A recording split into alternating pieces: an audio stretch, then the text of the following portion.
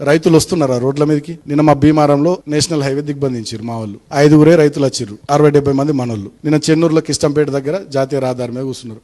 4-5 రైతులు, మళ్ళీ 100 మంది మనోళ్ళే. సో వస్తలేరు. మిలిటెంట్ యాక్టివిటీ చేయాలి.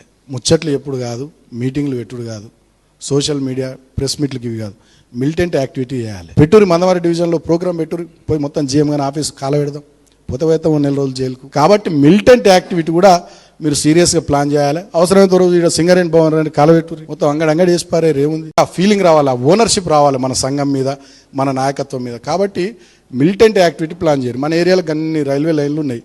కోసిపారేరు రోజు ఓ ప్రోగ్రామ్ పెట్టి రైలు రోకాన్ని పెట్టి రైలు కోసిపారు. సీరియస్ పైసలా?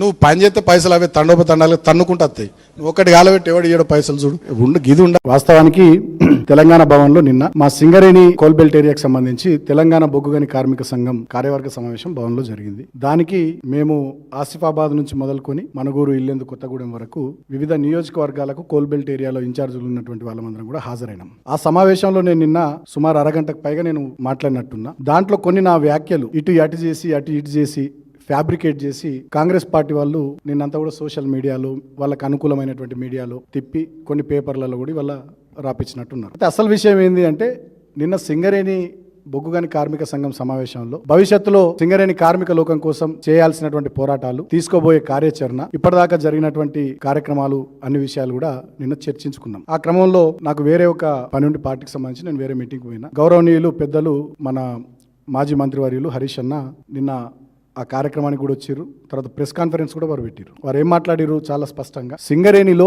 40 లక్షల టన్నుల బొగ్గు మాయమైంది. దాని విలువ సుమారు 1600 కోట్లు.